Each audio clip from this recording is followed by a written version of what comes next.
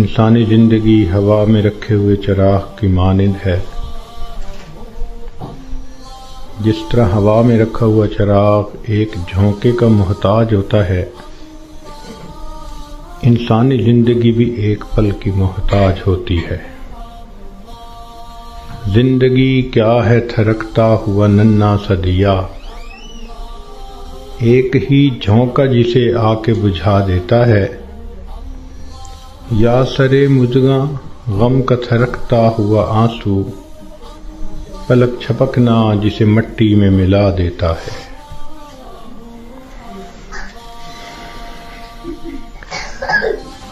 اسی لیے کسی نے یہ کہا، زندگی انسان کی ہے مانند مرغ بے نوا، شاخ پر کچھ دیر بیٹھا چہچہایا اڑ گیا۔ کہ جس طرح ایک پرندہ کسی شاخ پر آ کر بیٹھتا ہے، تھوڑی دیر چہچہاتا ہے اور چلا جاتا ہے، یہی انسان کی زندگی کی مثال ہے کہ انسان اس دنیا میں تھوڑی دیر کے لیے آیا اور بالآخر اس دنیا سے چلا جائے گا۔ آپ نے دیکھا ہوگا کہ جب بچہ پیدا ہوتا ہے تو اس کے ایک کان میں اذان کہتے ہیں اور دوسرے میں اقامت کہتے ہیں۔ یہ اس بچے کو پیغام دے رہے ہوتے ہیں کہ تیری زندگی کی اذان بھی ہو گئی، تیری زندگی کی اقامت بھی ہو گئی، اب اقامت میں اور جماعت کے کھڑے ہونے میں جتنا فرق ہے اتنا ہی تیری زندگی ہے، لہذا تم اپنی زندگی اس طرح سے گزارو کہ ابھی میری نماز جنازہ قائم ہونے والی ہے۔ اسی لیے یہ حکم ہوا کہ تم دنیا میں ہو تو امتحان گاہ میں ہو۔ یہ دنیا سیرگاہ نہیں، تماشا گاہ نہیں، آرام گاہ نہیں، یہ امتحان گاہ ہے۔ افسوس کہ ہم نے اس کو چراگاہ بنا لیا۔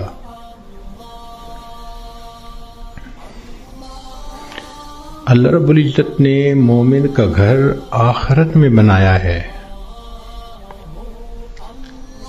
اس کا انحصار انسان کے اعمال پر ہے۔ چنانچہ ہر انسان کا ایک گھر جنت میں بنتا ہے، ایک جہنم میں۔ جب موت کا وقت آتا ہے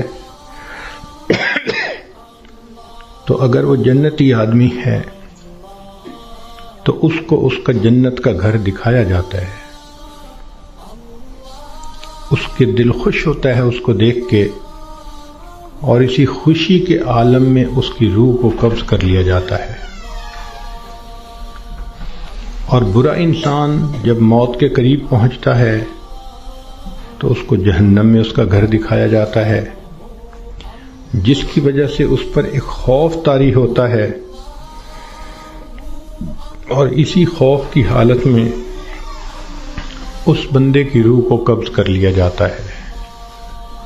یہ بات ذہن میں رکھیے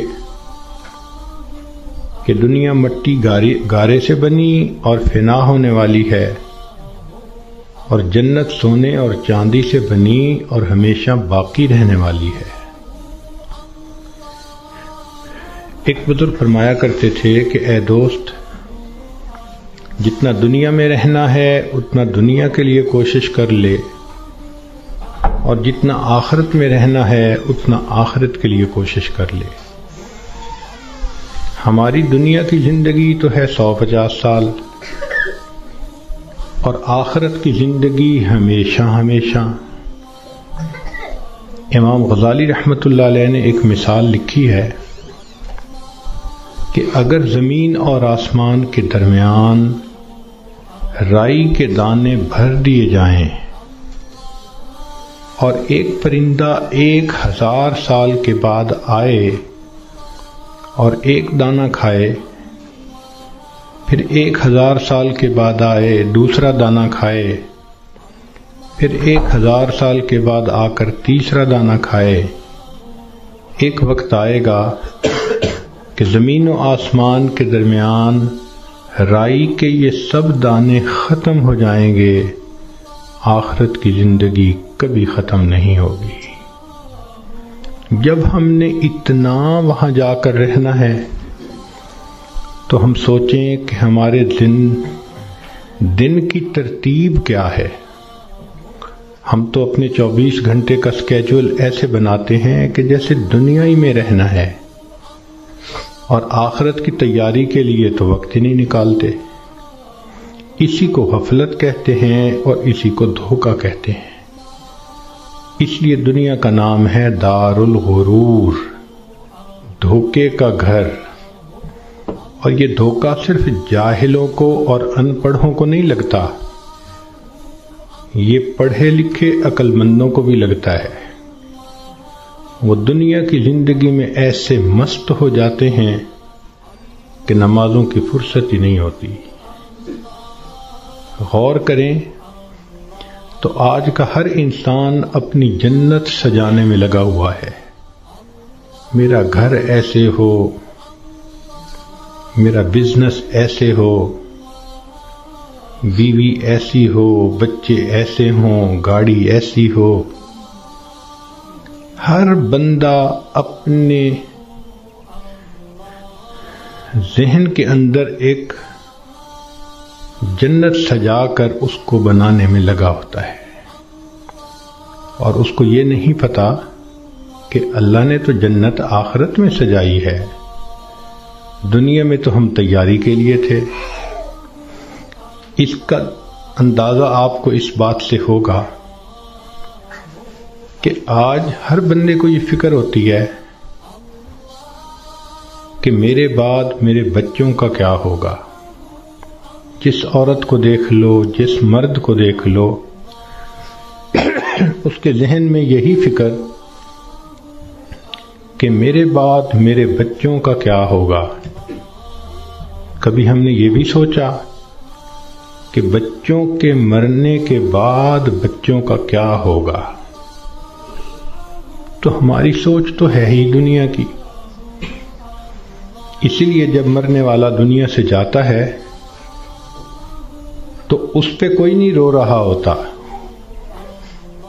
کہتے ہیں کہ ایک نوجوان نیک آدمی تھا، وفات کے قریب گھر کے سارے لوگ رونے لگے۔ اس نے والد سے کہا کہ ابو کیوں روتے ہیں؟ اس نے کہا میرا جوان بیٹا فوت ہو رہا ہے، اب میرا سہارا کون بنے گا؟ ماں سے پوچھا، اس نے کہا بیٹا میں نے تمہیں پالا بڑا کیا، اب جب میرا وقت آیا کہ تم میری خدمت کرتے، تم جا رہے ہو۔ بیوی سے پوچھا، اس نے کہا کہ آپ میرے خامد ہیں، آپ فوت ہو گئے تو میری زندگی میں تو اندھیرا ہو جائے گا۔ بچوں سے پوچھا، انہوں نے کہا کہ ہمارے سر کا سایہ ہیں اور ہمارا سایہ ختم ہو گیا۔ اس نے کہا کہ اس کا مطلب یہ ہے کہ تم سب کے سب اپنے لیے رو رہے ہو، میرے لیے تو تم میں سے کوئی نہیں رو رہا۔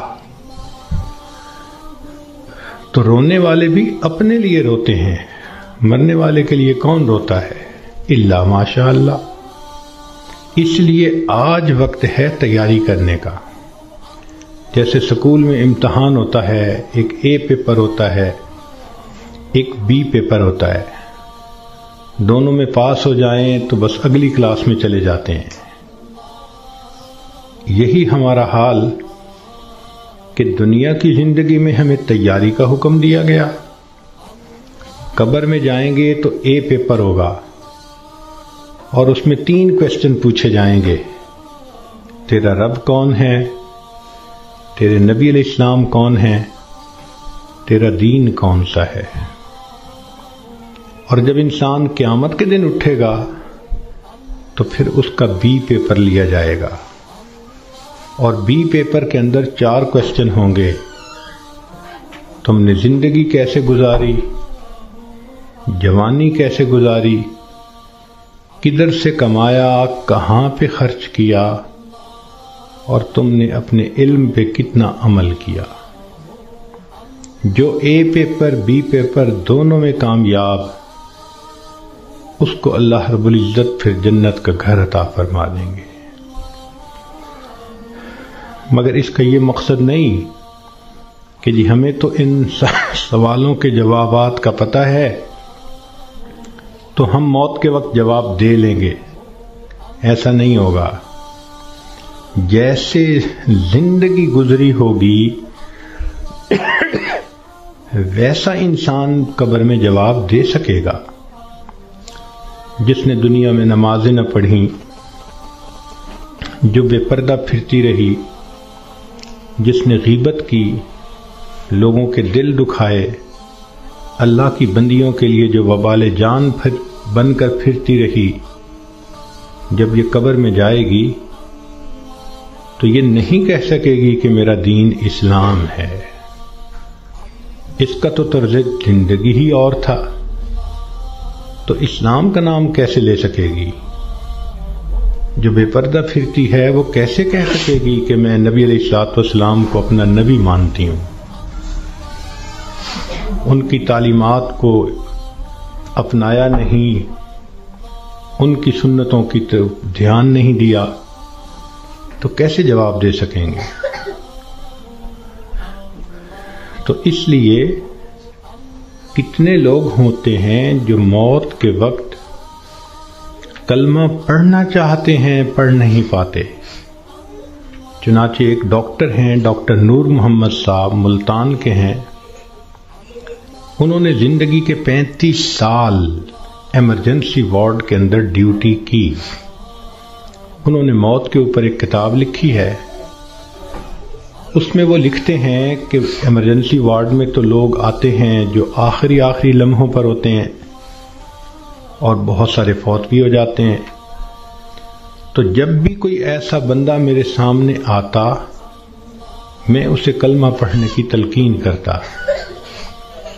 وہ کہتے ہیں کہ میرا تجربہ یہ ہے کہ 100 میں سے 95 بندوں کو کلمہ پڑھنا نصیب نہیں ہوتا۔ تو ان سے پوچھا گیا کہ کیسے؟ وہ کہنے لگے کہ پہلے تو مجھے سمجھ نہیں لگتی تھی کہ یہ کیوں نہیں اونچا کلمہ پڑھتے، جبکہ میں ان کو پڑھا بھی رہا ہوں۔ پھر ایک بندے کو میں نے کہا کہ تمہیں ہارٹ پرابلم ہے، ہارٹ اٹیک ہے، تو میں تم سے پوچھوں گا کہ تم کلمہ پڑھو، اور اگر تم نہ پڑھ سکو گے تو میں پوچھوں گا کہ تم پڑھنا چاہتے ہو، پڑھ نہیں پا رہے؟ اس نے کہا بہت اچھا، میں جواب دوں گا۔ جب اس کی آخری کیفیت آئی تو میں نے اس سے پوچھا تو اس نے اشارے سے بتایا کہ میری زبان پہ فالج پڑ گیا ہے، اب میں بولنا بھی چاہتا ہوں، میری زبان بولتی نہیں۔ آج اللہ نے زبان کا کنٹرول ہمیں دیا، ہم چاہیں تو ایک دن میں 1000 دفعہ کلمہ پڑھ سکتے ہیں، لیکن جس عورت نے جیتے جاگتے کلمہ پڑھا ہی نہیں، دن گزر گئے، ہفتے گزر گئے، مہینے گزر گئے، زبان پہ کلمے کا ورد جاری ہی نہیں ہوتا، دنیا کی باتیں، دنیا کے فیشن، تو موت کے وقت اچانک کلمہ کیسے جاری ہو جائے گا؟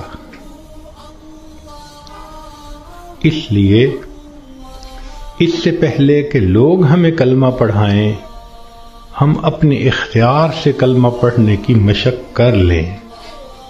تو دنیا کی زندگی میں ہم آئے ہیں آخرت کی تیاری کرنے کے لیے۔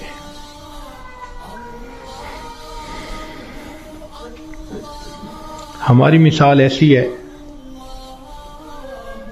کہ جیسے ایک آدمی کا ویزا لگ چکا ہو اور وہ بورڈنگ پاس لے کر لاؤنج کے اندر پہنچ گیا ہو اور اپنی فلائٹ کے اناؤنس ہونے کا انتظار کر رہا ہو۔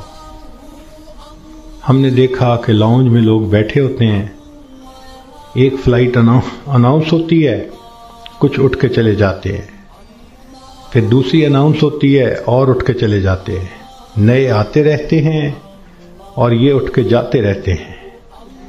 بالکل زندگی کا یہی معاملہ، نئے بچے پیدا ہوتے رہتے ہیں اور جو پہلے سے موجود ہیں وہ اس دنیا سے رخصت ہوتے رہتے ہیں۔ ہم سب کا موت کا ویزا لگ چکا، ہم لاؤنج میں ہیں، کب ہماری فلائٹ ہے یہ بھی ہمیں پتہ نہیں۔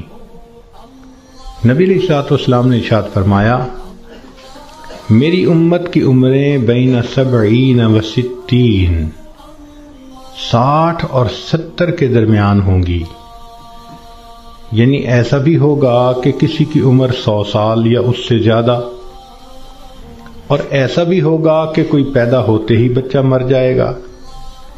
تو جب اوسط نکالیں گے تو گراس ایوریج اس امت کی 60 سے 70 سال بنے گی۔ اب جن لوگوں کی زندگی ہے ہی 60 سے 70 سال، تو جو عورتیں 40 سے اوپر پہنچ گئیں وہ اپنی زندگی کے ظہر اثر کا وقت گزار رہی ہیں، اور ظہر اثر کے بعد پھر مغرب ہوتے ہوئے دیر نہیں لگا کرتی۔ ہم نے خود تجربہ کیا ہے کہ کئی کام اکٹھے ہوتے ہیں تو سوچتے ہیں کہ ہم چھٹی کے دن کریں گے، اور چھٹی کے دن جب صبح ہوتی ہے تو دل میں بڑا مان ہوتا ہے، لمبا دن پڑا ہے، کوئی بات نہیں۔ لیکن کام کرتے کرتے جب ظہر گزر جاتی ہے تو پھر بندے کو پینک کنڈیشن ہونی شروع ہو جاتی ہے۔ وہی بندہ جو تسلی میں تھا کہ لمبا دن پڑا ہے، اب ہاتھ پاؤں پھول رہے ہوتے ہیں اور وہ کہتا ہے جی دن تو نکل گیا، جلدی سے کام سمیٹو۔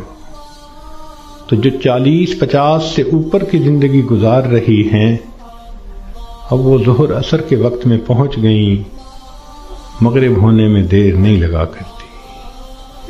اس لیے بہتر ہے کہ ہم موت سے پہلے موت کی تیاری کر لیں۔ اللہ رب العزت چاہتے ہیں تو بندے کو ڈاکٹر کے قدموں میں موت دے دیتے ہیں، اور اگر چاہتے ہیں تو بندے کے نام مردوں کی فہرست سے نکلوا دیتے ہیں۔ ہمارے ایک ڈاکٹر صاحب دوست تھے، وہ ایک ہاسپٹل کے ڈائریکٹر تھے، بڑے تھے، 300 بیڈ کا ہاسپٹل تھا۔ تو کہنے لگے کہ ایک مرتبہ میرے پاس لسٹ آئی ان مریضوں کی جو فوت ہو گئے، تو روزانہ میں سائن کرتا تھا تو وہ ڈیڈ باڈیز وارثوں کے حوالے کر دی جاتی تھی۔ تو میں سائن کرنے لگا تو میرے ذہن میں خیال آیا کہ میں ذرا ان کے چہرے تو دیکھ لوں۔ کہنے لگا میں نے چہرے جو دیکھے تو ایک بوڑھا آدمی تھا، ایسے ہی میرے ذہن میں گیا کہ کہیں اس کو فٹ کا دورہ تو نہیں پڑا۔ تو میں نے ٹیکا منگوایا اور انجیکشن اس کو لگا دیا، اللہ کی شان وہ اٹھ کے بیٹھ گیا۔ مردوں کی فہرست میں اس کا نام لکھا جا چکا ہے۔ اللہ تعالیٰ چاہتے ہیں تو فہرست سے نام نکلوا دیتے ہیں۔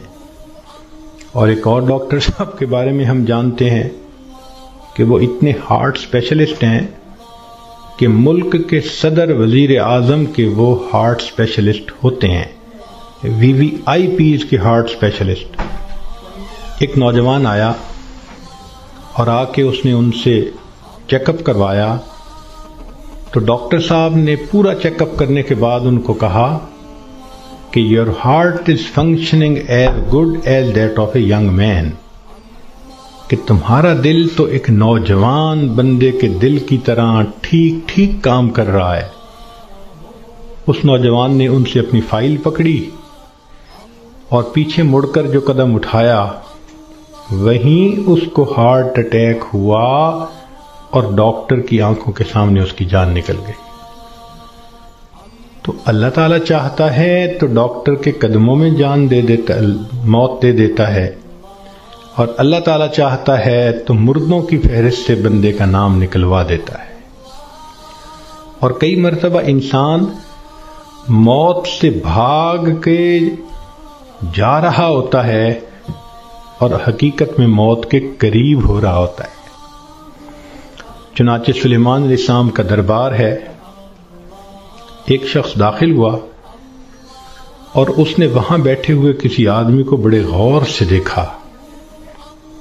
تو جس بندے کو غور سے دیکھا اس پہ بہت خوف طاری ہوا، وہ اٹھ کے سلیمان علیہ السلام کے پاس آیا، حضرت مجھ پہ بہت خوف ہے اس شخص کا جس نے مجھے غور سے دیکھا، آپ پلیز ہوا کو حکم دیں مجھے دور فلاں جزیرے کے اندر پہنچا دے۔ تو سلیمان علیہ السلام نے ہوا کو حکم دیا۔